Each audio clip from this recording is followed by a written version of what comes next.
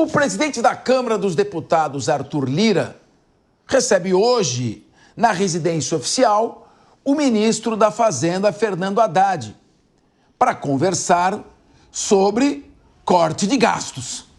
Ontem, Lira negou ter recebido um convite de Lula para discutir o pacote. O presidente tem se reunido com autoridades nos últimos dias para tratar desse tema. Lula conversa ainda hoje com o ministro da Defesa, que vai tomar uma tesourada, o José Múcio, sobre a contribuição dos militares no pacote, ou seja, já vai cortar aí um monte de coisa. O sistema previdenciário dos militares está na mira do ajuste fiscal, pau nos milico. É assim que o governo está tratando os militares, sem respeito. Segundo o Tribunal de Contas da União, o regime da aposentadoria do setor é um dos mais deficitários entre os sistemas. Em 2023, foi registrado prejuízo aos cofres públicos de mais de 48 bilhões de reais. Então vamos lá. Agora já começam a achar culpado nos militares. É a previdência dos militares que serviram durante toda a sua carreira ao país. É o Ministério da Defesa que tem que proteger nossas fronteiras contra a entrada de drogas, contra a entrada de armas ilegais, que começa a sofrer os primeiros cortes. Doutora Raquel Galinatti, a senhora é uma profissional da área de segurança pública. Com insegurança pública, não há desenvolvimento que se sustente. As fronteiras abertas e escancaradas para quem quiser roubar nossas riquezas da Amazônia, por exemplo, da Amazônia Azul, da Amazônia Verde, para entrar com armas ilegais transitando pelo nosso território, nossas rodovias, e o Ministério da Defesa vai sofrer um corte. E os outros ministérios? 48 bilhões para pagar os militares? Não paga emenda parlamentar.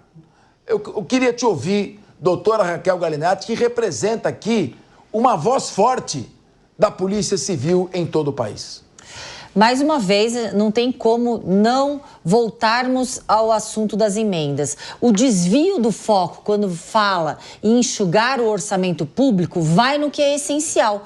Vai no pilar dos direitos sociais, que é segurança pública, vai na saúde, vai na educação. Estão falando em defesa, estão falando cortar gastos das nossas Forças Armadas.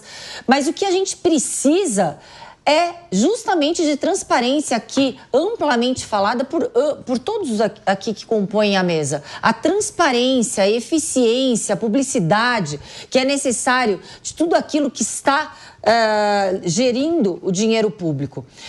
Quando a gente fala em corte de gastos, do que é essencial, corte de gastos do que é um direito social, na realidade nós estamos colocando mais fumaça e mais nebulosidade na ausência de transparência. E, aliás, professor, ainda não vi qual é a alteração que irão fazer a respeito da tão necessária transparência das emendas parlamentares. Está muito amplamente sendo discutida a necessidade de transparência, mas de forma redundante. Parece que é uma forma de querer tapear o brasileiro. Quais são as regras de compliance, de transparência que serão colocadas nas emendas parlamentares? Ainda não foi falado.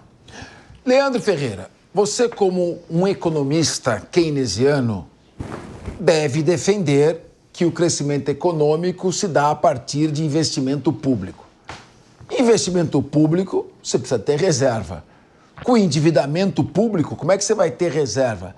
Como é que se pode fazer desenvolvimento sem ajuste fiscal? Ou você se alinha também àqueles economistas, alguns dos quais costumam vir aqui também falar, no sentido de que é necessário o endividamento. E o Capês, não há país que não se desenvolva sem esse endividamento.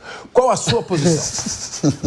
Eu entendo que o endividamento é necessário nos momentos em que precisa se gerar demanda. Essa é a posição keynesiana básica, né? Eu acho que nos momentos em que a economia está aquecida, nós estamos em um deles, a gente tem que, na verdade, tentar fazer poupança, né? E a busca pelo superávit é isso, e por isso a gente tem falado aqui a respeito da necessidade de corte de gastos, né?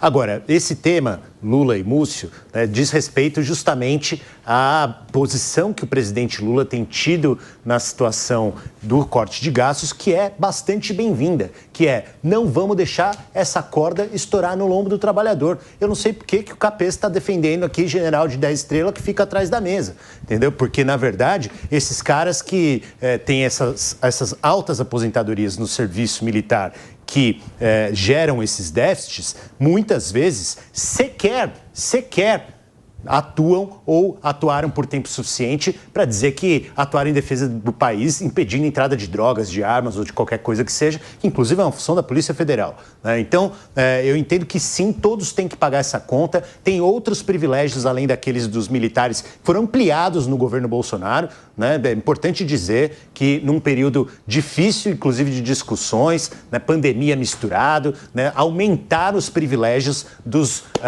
da alta classe dos militares, assim como privilégios, principalmente no judiciário, existem e precisam ser combatidos. Tá certo o Fernando Haddad e o Lula que estão buscando corrigir essas distorções antes de deixar que os cortes cheguem sobre os mais pobres. Os mais pobres precisam ter a sua sobrevivência garantida. Não é essa previdência aí distorcida de militar que trabalhou por menos tempo e sem essa atuação pesada aqui que muitas vezes se diz por aí, né, que deva ser algo que a gente vai contemplar como justo. Então, o justo vamos fazer com que esse ajuste seja dividido proporcionalmente mais para quem tem mais e menos para quem tem menos.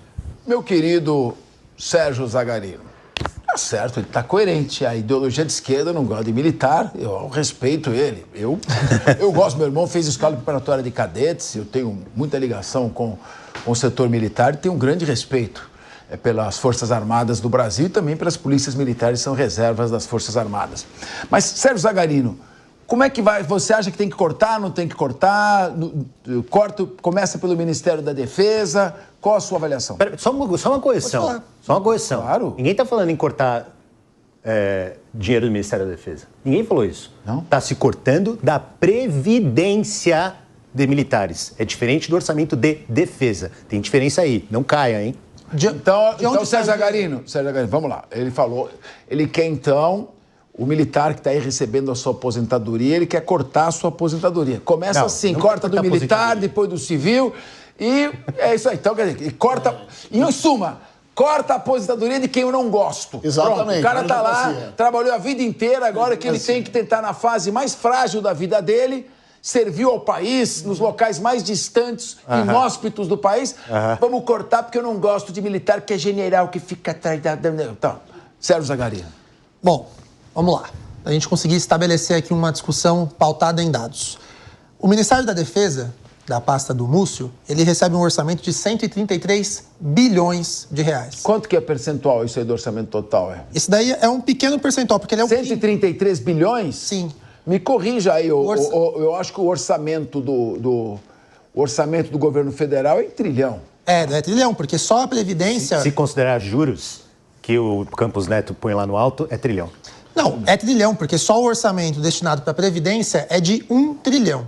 Só para a nossa Previdência, que o ministro da Previdência já falou... Se tiver um corte, pega mais ou menos o PIB brasileiro, deve estar 1,5 trilhão de dólares. 0,6. Você multiplica por 6, dá 10 trilhões de reais. Então, 100 bilhões é mais ou menos 1%, né? 1% destinado à defesa. Vamos cortar no 1% e deixa os 99 gastando, vai. Deixa os 99 gastando, só que gastando de que forma? Porque esse corte de gastos, eles estão querendo fazer nas despesas chamadas despesas obrigatórias. Diferente, por exemplo, desses valores que são destinados aí à emenda PIX. Quanto que ele vai conseguir apresentar de corte? Porque aqui, nessa mesa, a gente já discutiu sobre a falta da responsabilidade fiscal, a falta do teto de gastos, essa criação que só o Leandro Ferreira aqui consegue explicar desse arcabouço fiscal que foi criado aí no governo do Lula, que o Haddad até hoje não consegue indicar como que ele vai fazer essa redução de gastos. Aliás... Desculpa, você que está em casa, eu tenho certeza, você está cansado de ouvir esse assunto, sabe por quê? A gente está há 3 semanas discutindo o fato de que o Haddad vai levar para o Lula o local que ele vai cortar as despesas. E não tem de onde tirar, porque o governo gasta mais do que arrecada.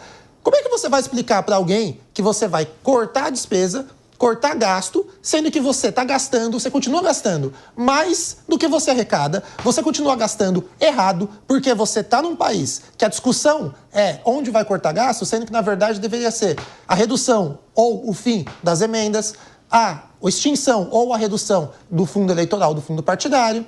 A gente não consegue caminhar nesse sentido. Vejam, de novo, insisto, O governo, ele está cambaleando. O governo não consegue apresentar uma pauta séria de redução de gastos. Ele não quer cortar onde tem que ser cortado. Ele vai, então, fazer ali uma discussão entre os ministérios. 3 ministros de pautas pequenininhas, capês, já se manifestaram dizendo, se cortar a mim, eu tô fora. Isso é uma briga pública que jamais existiu num governo, principalmente da esquerda. Então percebam, o Lula está sem saída por responsabilidade de Fernando Haddad. Eu venho aqui há 3 semanas nessa bancada dizendo Fernando Haddad não tem condições de se sustentar no cargo mais importante da República sem ser o do presidente, que é o ministro da Fazenda. Ele não consegue apresentar dados concretos para fazer com que a gente consiga ter uma redução de despesas no governo federal. A gente não consegue. Até quando, Leandro Ferreira? Você que é um economista brilhante, até quando vamos caminhar gastando mais do que arrecadamos? Até quando? Porque isso não é investimento, isso é gasto. Bom, mas também tem uma coisa, hein? Vamos pensar. O Haddad é ministro da Fazenda, mas não é milagreiro. Se o presidente do partido, do presidente da República, presidente, diz que tem que gastar mesmo, se o líder do governo diz que tem que gastar, principalmente em ano eleitoral, se os sinais emitidos são sinais de gastança e descontrole, tudo que o ministro da Fazenda tem que fazer é dizer o seguinte, não vou fazer papel de palhaço, vou renunciar, porque senão acaba levando a culpa. E eu acho que a culpa não é dele, é de linha de gestão de governo.